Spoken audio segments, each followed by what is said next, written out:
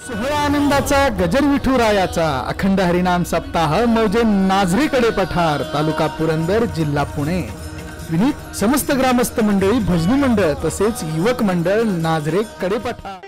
संसारामध्ये व्यथा आहेत, परमार्थामध्ये कथा आहेत।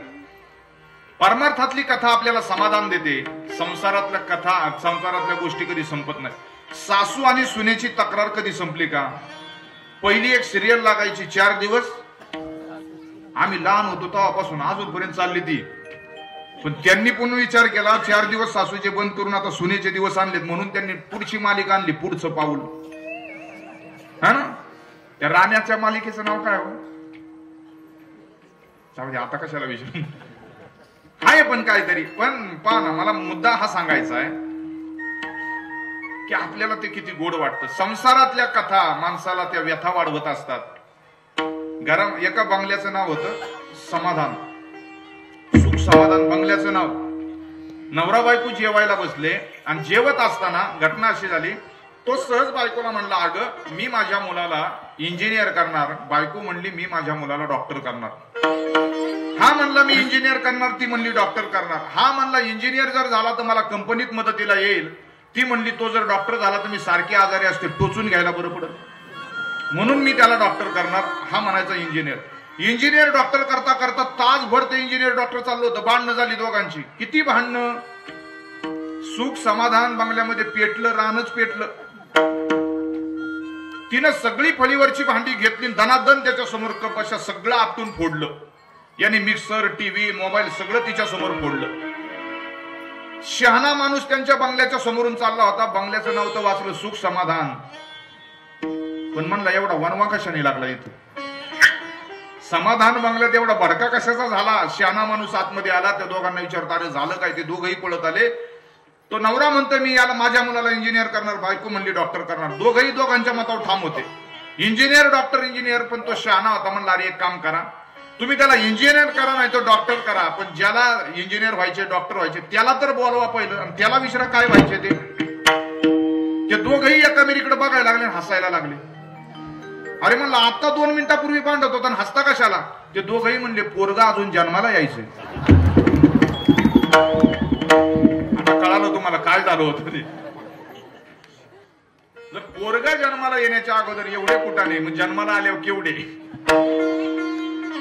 संसारामध्ये सगळ्या व्यथा आहेत, परमार्थात सगळ्या कथा आहेत।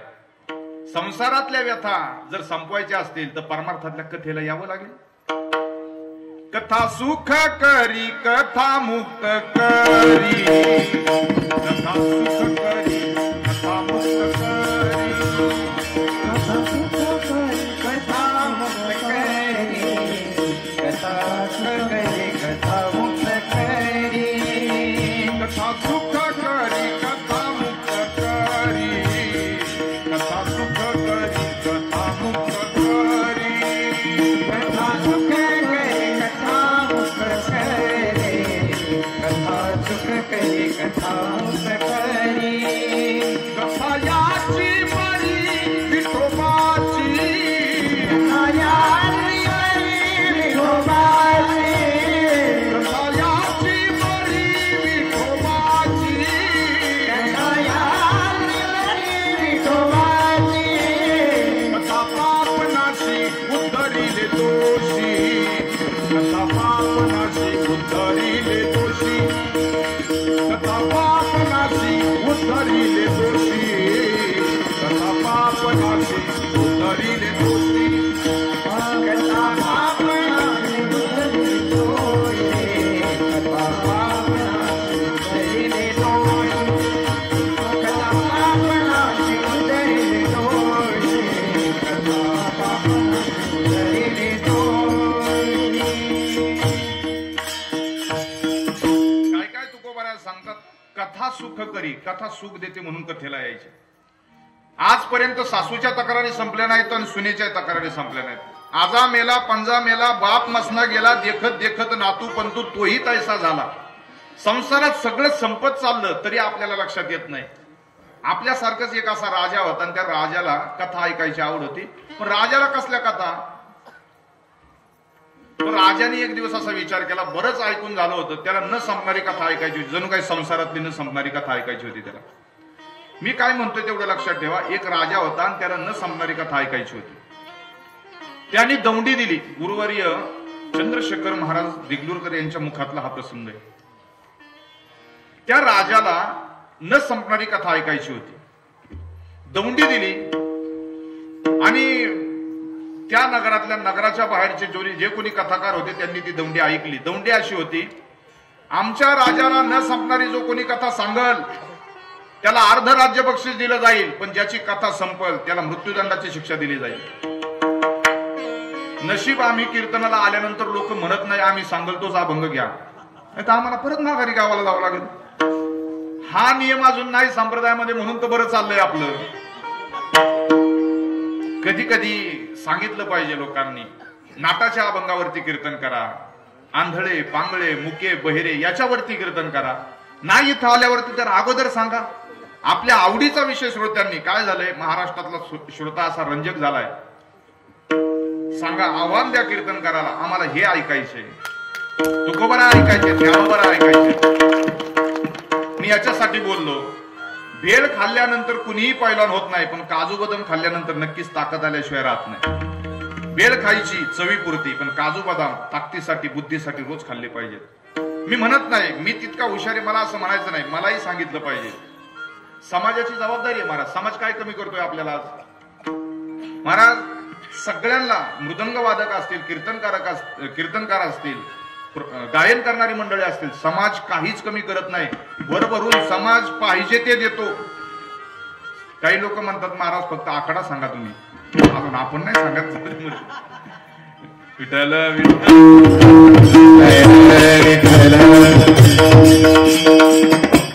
झाकली मूठ आपली स्पॉटवर आणायला नको. चौपटी कशाला यायची, आपलं झाकलं बरं यायचं. तुम्ही बोलले झाकली मूठ किती लाखाची, येईल तिथपर्यंत पण येईल. आता तुमच्या 1.25 लाखावर नाही गोष्ट सांगणार आहे मी, पुढे सांगतो, नंतर मला आठवा. 1.25 लाख फक्त मागून म्हणा तुम्ही, नंतर सांगतो. आता एवढा मुद्दा झाला. एका राजाला कथा ऐकायची होती. कोणती कथा ऐकायची होती? न संपणारी कथा. दौंडी दिली.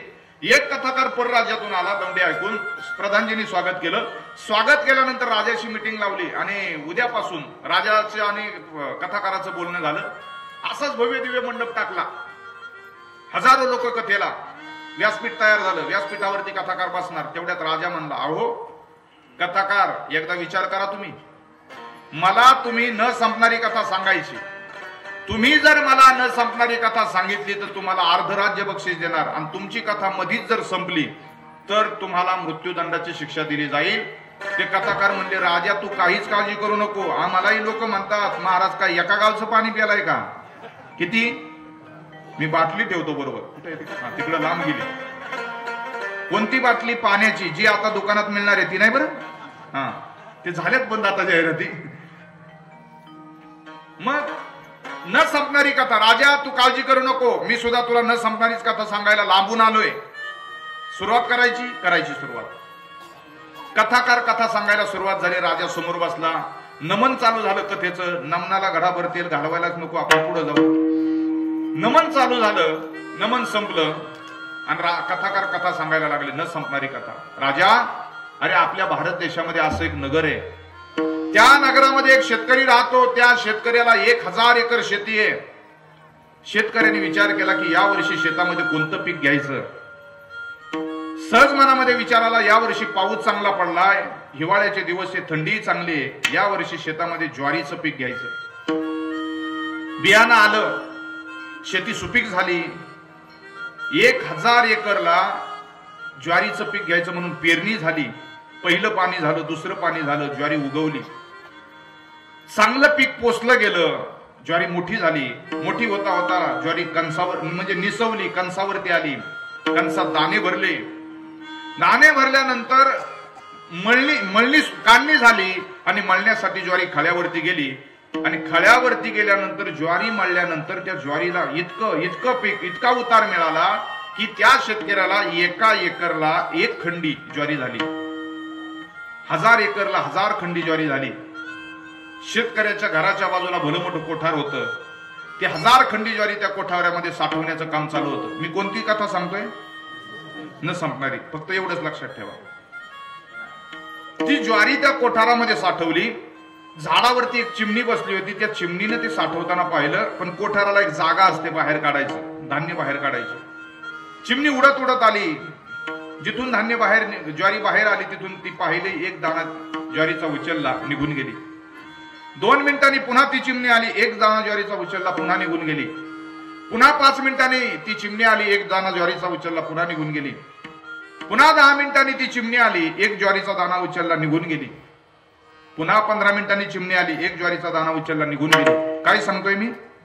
कळतंय ना तुम्हाला? सांगू का सकाळपर्यंत? पुन्हा चिमणी आली, पुन्हा ज्वारीचा दाणा उचलला, उडत उडत निघून गेली. राजा म्हणला पुढे सांगा ना. कथाकार म्हणले अरे ज्वारी तर संपू दे ना. आता त्या चिमणीच्या बापाला ज्वारी संपल का? कथाकार म्हणले अहो ती चिमणी मरल ना. राजा म्हणला चिमणी मरल ना. कथाकार म्हणले तुला काय करायचे, मी दुसरी आणीन. मग बाकीच्या चिमण्यांनी ज्वारी संपवल्या, पुढचं सांगा. कथाकार म्हणले मी अजून पुढे बाजरी पेरणार आहे 1000 एकरला. बाजरी संपल्यावर मोहरी पेरीन म्हणला मी. ही कोणती कथा झाली? संसारातली न संपणारी कथा झाली. आतापर्यंत संसारातल्या अशाच न संपणार. भांडणं कधी मिटली का कुणाची? काय झालं, आमच्याकडे माझा मित्र आहे महाराज, IT मध्ये काम करतो, 2 लाख पगार आहे त्याला. त्यांनी मला पहिले एकांतात एक गोष्ट सांगितली. नंतर म्हणला महाराज कीर्तनात बिंदास सांगा तुम्ही, लोकांना कळू द्या जरा काय चाललंय कुणाच्या घरात.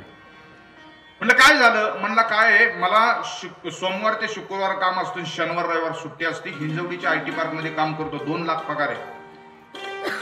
रविवारचा दिवस होता आणि रविवारच्या दिवशी त्याची बायको त्याला सकाळी 7 वाजता उठवत होती. म्हणली आव उठा.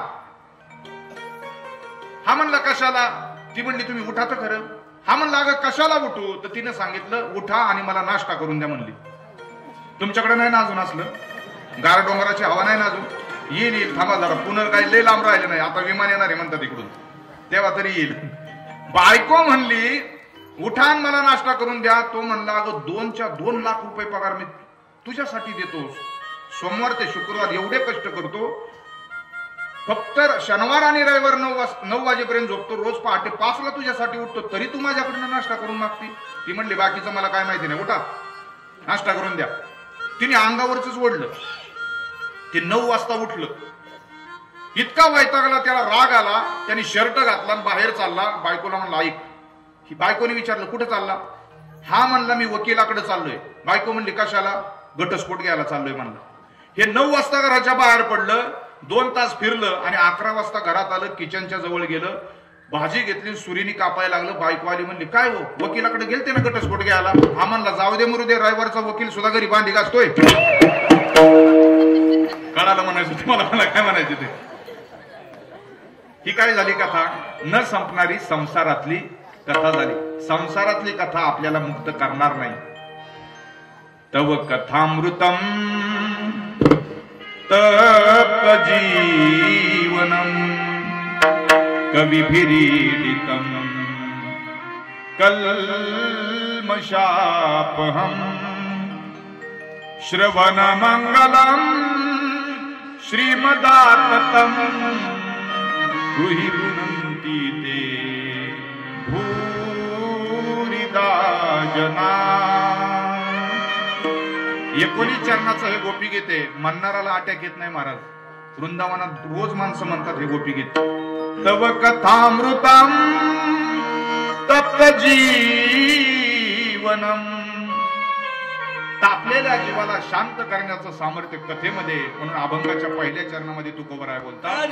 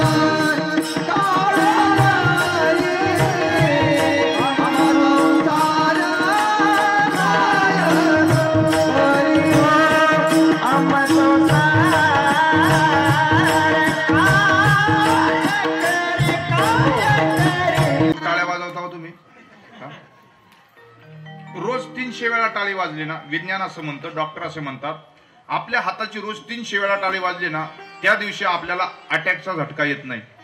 आज काहीच काळजी करू नका, येणारच नाही. आणि टाळी वाजवण्याचा दुसरा एक फायदा आहे, आपल्या हाताला कधीच खरूज होत नाही. बरं राहत जर टाळी वाजवावी, गुढी उभारावी, वाटही चालावी पंढरीची. अजून पुढेही बहुत करणे आहे ना. इतकं गोड वाजवताय तुम्ही सगळं, बरं वाटतंय जरा. का टाळी वाजवावी, का गुढी उभारावी, याच वाटेने लोक टाळी वाजवत भजन करत जातात. त्या वाटेत एकदा सांगायला गेलो, तिथं गुंतलो की परत माघारी येणार नाही, म्हणून मी तिकडून पुन्हा पुन्हा माघारी येतोय. आपल्याला कथेत समाधी लागते, लोकांना झोप लागते कथेत. नवल काय नाही महाराज, झोप सहज लागणार. आणि ज्यांना झोपा लागत नसतील ना, त्यांना सांगा कीर्तनात या, सगळे रोग बरे होतील. एक ठिकाणी कीर्तन होतं 9 ते 11. कुठं होतं फक्त विचारू नका मला, नाही तर लगेच लोक बसल्या बसल्या फोन लावतात. नेटवर्क लय फास्ट झालेलं आहे हल्लीचं. किती फास्ट झालं ऐकायचंय का? एकदा एका जंगलामध्ये वाघ शांत बसला होता. लगेच लोकांना कळतं. कसं कळतं ते ऐका. वाघ शांत बसला होता, झाडावरती माकड होतं. माकडाने पाहिलं वाघ एवढा शांत कशाला बसला. माकडाच्या मनात आलं वाघाची माकड चेष्टा करून. माकड झाडावरनं खाली उतरलं, वाघाच्या समोर आलं, तरी वाघ हलत नव्हता. माकडाने सनक्याने एक काना खाली लावली. माकड पुढं वाघ माग, माकड पुढं वाघ माग. पळत पळत माकडाला एक झोपडी दिसली. त्या झोपडीमध्ये माकड घुसलं. त्या झोपडीमध्ये एक असा छोटा टेबल होता, टेबलावरती चष्मा होता, मोबाईल होता, पाठीमाग असं जॅकेट अडकवलेलं होतं, टोपी होती. माकडाने लगेच जॅकेट घातलं, त्याच्यानंतर लगेच असा चष्मा लावला त्या टेबलवरचा, डोक्यात टोपी घातली आणि खुर्चीमध्ये असं मस्त शान मध्ये बसलो होतं, मोबाईल पाहत असं आपल्यासारखंच मोबाईल पाहत बसलो होतं. तिकडून वाघ आला आणि वाघ विचारतो, का हो म्हणले तुम्ही इथं खुर्चीवर बसले, तुम्हाला एक पळताना माकड दिसलं का? तेवढ्यात ते खुर्चीवरचं म्हणलं, तेच का तुमच्या थोबाडीत मारले ते? वाघ म्हणला, बापरे, बातमी व्हॉट्सअपला आली वाटतं. आता कळलं असेल तुला, इतकं वेगाने नेटवर्क पडतंय. बातमी व्हायरल व्हायला काही वेळच लागत नाही. जाऊ दे, ती गोष्ट सांगत नाही. मुद्दा मला फक्त एकदा सांगायचा आहे. तुका म्हणे कथा देवाचेही ध्यान आणि समाधी लागून उभा असे. हो, विठ्ठल विठ्ठल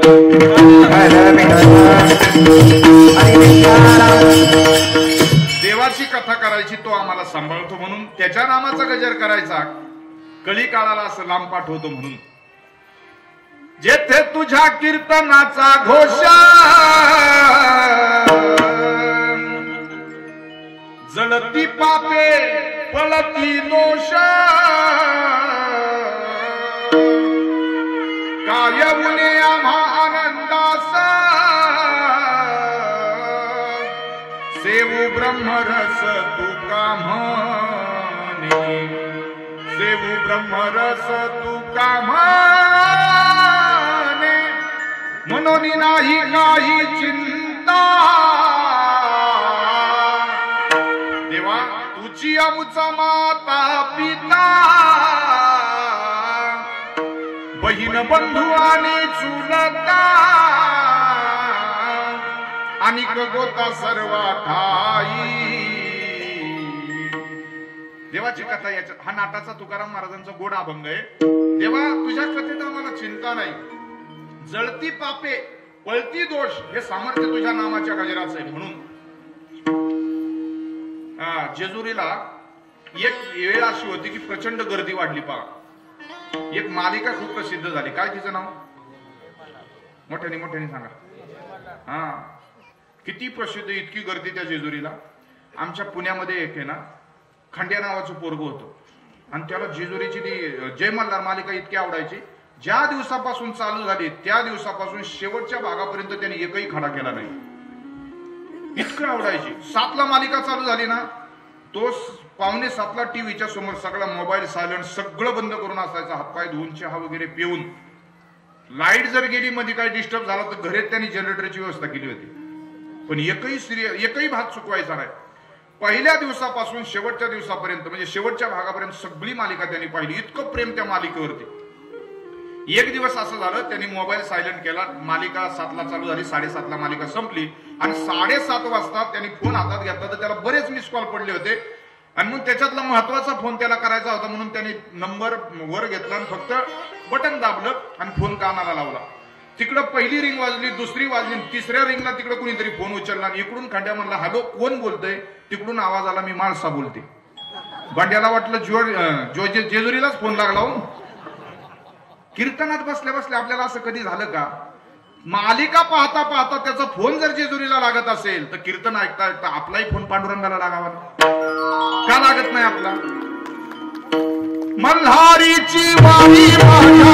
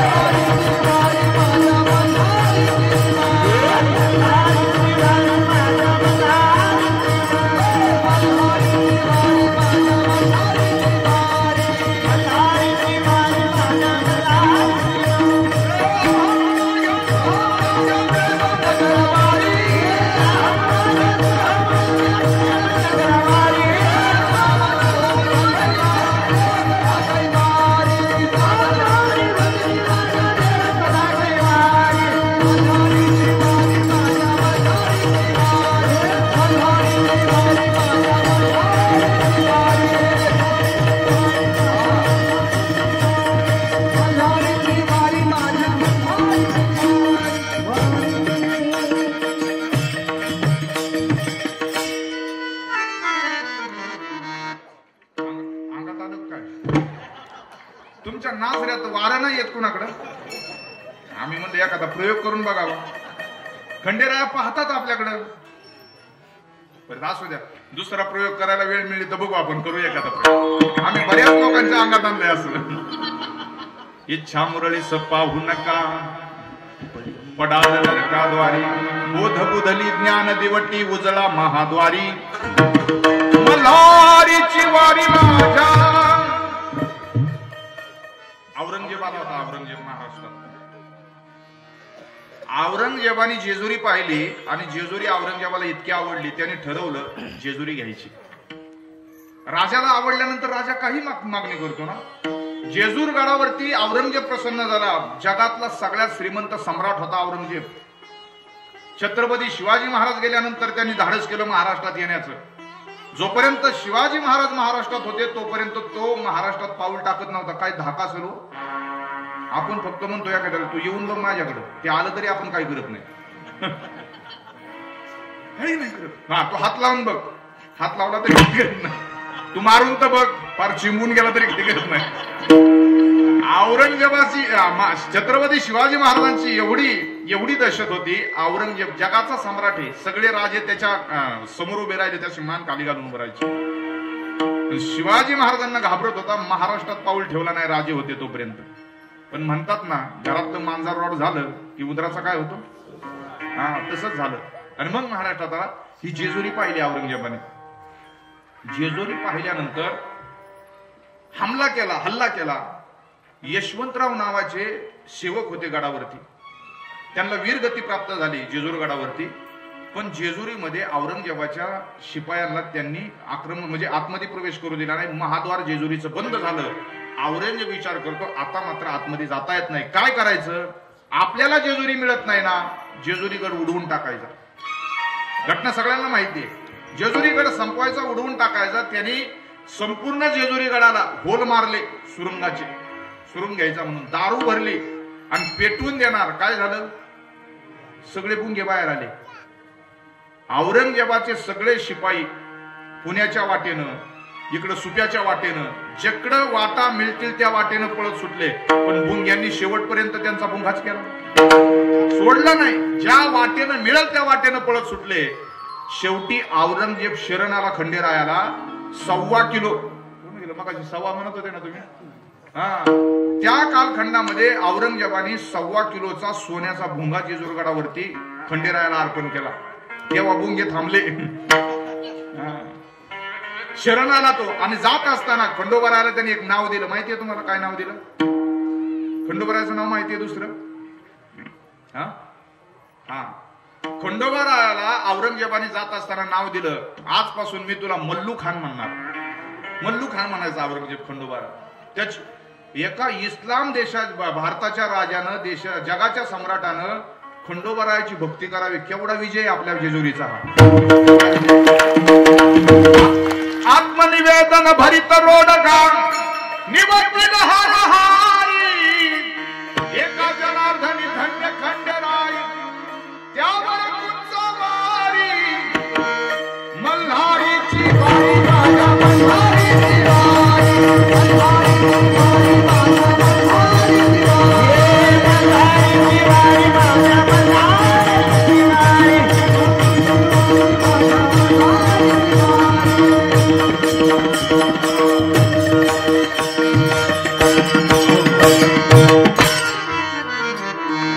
नाचा पण सावकाश नाचा. मला पुढे ढकलून दिलं तर माणसं किरकोळ येत.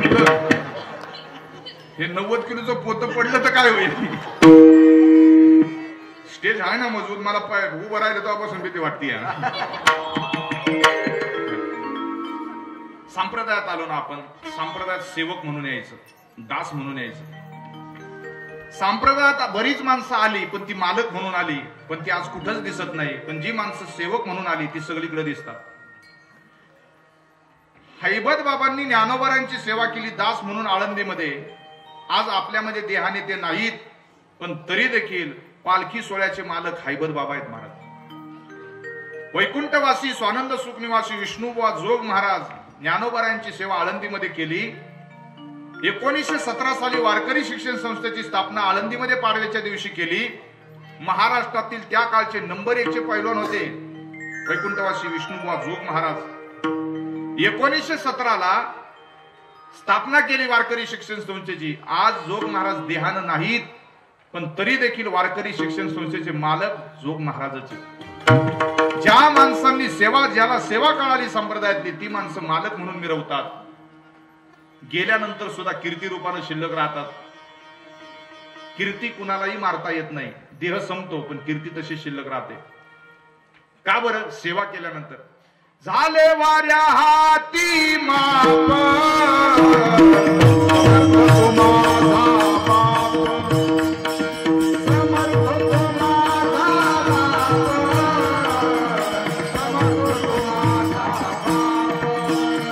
नाचू का काय थोडासा? झाले वाऱ्या हाती माप, समर्थ तो माझा बाप. आमचा परमात्मा आमचा बाप आहे. त्याची सेवा करा. तो आपल्याला जगात सगळीकडे मालक म्हणून मिरवायला लावतो. तुकोबराय म्हणतात आमचं वाऱ्या हाती माप चाले सज्जनाचे, कीर्तिमुख त्याचे नारायण. का होता असं? आमचा बाप समर्थ आहे. समर्थ तो माझा बाप. संप्रदायात आलो ना सेवक म्हणून यायचं. सप्ताहाला कीर्तनाला जरी आलो ना इथलं सेवक म्हणून यायचं महाराज. इथलं सेवकाला त्या ठिकाणी एवढा आनंद आहे ना. इथं कचरा दिसला, काय हातरायला मिळालं, काय झाडायला मिळालं, इथली सेवा करायची. जेवायला बसलो इकडे तिकडे पत्रावळ्या टाकू नका, ती सेवा करा. महाराज सगळ्यात मोठी सेवा विश्वाच्या मालकानं भगवान श्रीकृष्ण परमात्म्याने पत्रावळ्या उचलण्याची केली. चला मला आजचा तो मुद्दा नाही आपला. आपण देवाचं मालक नाही व्हायचं, आपण सप्त्याचे मालक नाही व्हायचं, आपण सप्त्याचे सेवक व्हायचं. मग अशी मला वाटतं उत्तमराव नाझीरकरांनी खूप गोड वाक्य उच्चारलं. आमचं काय नाही, जे सगळं आहे ते आमच्या गावची आहे, आमच्या गावचा सप्ताह आहे, गावची सेवा आहे. सयाजीरावांनी तेच सांगितलं. चला वारकरी संप्रदायामध्ये 12 ठिकाणी गंध लावला जातो. काळ कशाला घाबरतो या संबंधाने आपल्याला बोलायची. दुसऱ्या चरणावरती आपल्या वारकरी ज्यावेळेस पूजा करतात ना त्यावेळेस पहिला गंध लागतो आपल्या शेंडीला. शेंडी जवळ ऋषिकेश नावाचे दैवत आहे. 2 नंबरला गंध लागतो आपल्या कपाळाला, कपाळाजवळ केशव आहेत. 3 नंबरला गंध लागतो कंठाला, कंठाजवळ पुरुषोत्तम आहेत. पाटील नव्हे